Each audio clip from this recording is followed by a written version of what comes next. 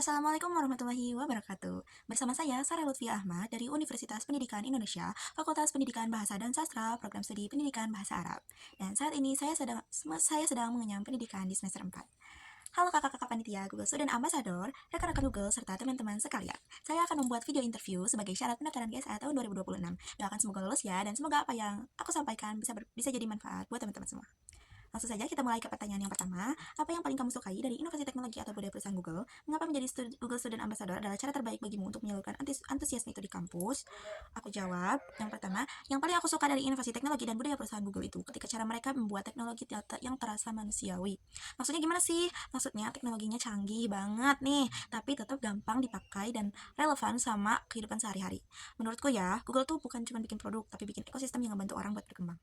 Aku juga suka banget sama kulturnya yang kolaboratif dan terbuka. Google juga nggak eksklusif buat anak kita doang, tapi buat anak-anak kayak aku yang dari latar belakang yang mungkin kurang berkontribusi langsung, aku juga tertarik banget sama Google Student Ambassador karena aku punya rencana ke depan buat ngembangin NLP yang fokus di bidang bahasa Arab. Aku pengen bikin pembaruan lewat teknologi AI khususnya yang bisa bantu pembelajaran bahasa Arab jadi lebih adaptif dan kontekstual.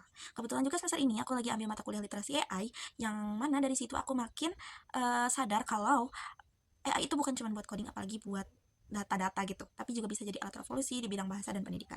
Menurutku, jadi GSA itu cara yang paling tepat buat aku nyalurin antusiasme ini. Aku bisa jadi jembatan antara dunia teknologi dan anak-anak bahasa. Lalu siapa tahu nanti pas aku promosiin program ini di kampus, bukan cuma anak IT atau komputer aja nih yang tertarik, tapi anak bahasa, anak pendidikan, anak seni, anak bisnis juga mulai sadar kalau mereka punya ruang di dunia AI. Yang kedua, sebutkan kegiatan interaktif yang akan kamu rancang agar acara ini berkesan dan mendorong interaksi siswa dengan teknologi Google.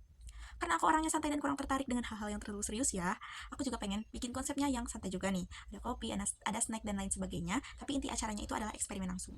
Aku bakal ngajak peserta nyobain satu aktivitas interaktif, kita ambil satu teks bahasa Arab atau bahasa Indonesia klasik seperti teks pidato atau teks puisi atau syair, lalu kita explore pakai Google AI Tools. Peserta bakal dibagi menjadi beberapa kelompok kecil. Tugasnya yang pertama, minta AI jelasin makna teks itu. Yang kedua, diskusiin mana yang kontekstual dan mana yang kurang tepat. Yang ketiga, kita modifikasi promptnya biar hasilnya makin relevan. Jadi bukan cuman, wah AI kerennya bisa nerjemahin, tapi mereka bisa diajak mikir kalau AI itu alat loh, kita tetap butuh literasi buat mengenalkan dia. Di akhir sesi aku bakal challenge mereka bikin satu ide mini project. Kalau kamu anak bahasa atau anak pendidikan, AI bisa kamu pakai buat apa nih? Aku pengen acaranya bukan sekedar ngenalin produk Google, tapi bikin mahasiswa ngerasa, oh ternyata teknologi ini bisa nyambung banget ya sama bidang-bidang aku gitu. Lanjut ke yang ketiga, ceritakan contoh masalah yang pernah kamu hadapi dan bagaimana kamu menyelesaikannya dengan cara kreatif atau tidak biasa, serta jelaskan proses berpikirmu saat itu.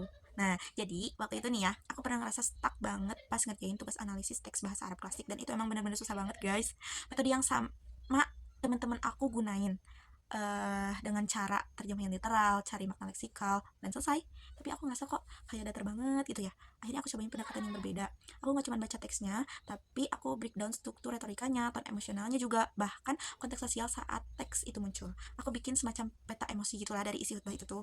Proses berpikirku waktu itu kalau bahasa itu hidup, berarti kita nggak bisa cuma baca kata-katanya. Kita juga harus baca niat sama situasinya, dan hasilnya ternyata dosenku bilang bahwa analisisku lebih dalam dan lebih kontekstual. Dari situ aku belajar kalau kadang solusi bukan nambah teori tapi juga ganti cara pandang. Dan sekarang pola pikir itu yang bikin aku tertarik ke AI dan NLP. Karena menurutku teknologi bahasa itu bukan cuman soal grammar dan data apalagi coding, tapi soal memahami makna yang ada. Lanjut ke pertanyaan yang keempat, jika kamu terpilih sebagai Google Student Ambassador, momen atau pencapaian apa yang akan paling membuat kamu bangga dalam 3 bulan pertama? Apa dampak yang ingin kamu ciptakan di dalam hingga di luar kampus melalui peran ini? Baik, yang keempat, dalam 3 bulan pertama, momen yang paling aku bangga itu kalau kita bikin satu komunitas kecil di kampus yang isinya lintas jurusan anak IT, anak bahasa, anak pendidikan, anak seni, anak bisnis, ngobrolin AI bareng tanpa ngerasa minder atau eksklusif. Aku pengen bikin minimal satu program yang benar-benar terasa dampaknya, misalkan workshop AI for Education, yang bikin anak bahasa ngerasa mereka punya masa depan di dunia teknologi. Dampak yang pengen aku ciptakan itu dua arah. Yang pertama di dalam kampus, aku pengen menggeser mindset kalau teknologi itu bukan cuma ranah teknis doang. Aku pengen anak-anak bahasa, anak-anak pendidikan sadar kalau mereka juga bisa bagian dari pengembangan AI terutama di bidang NLP.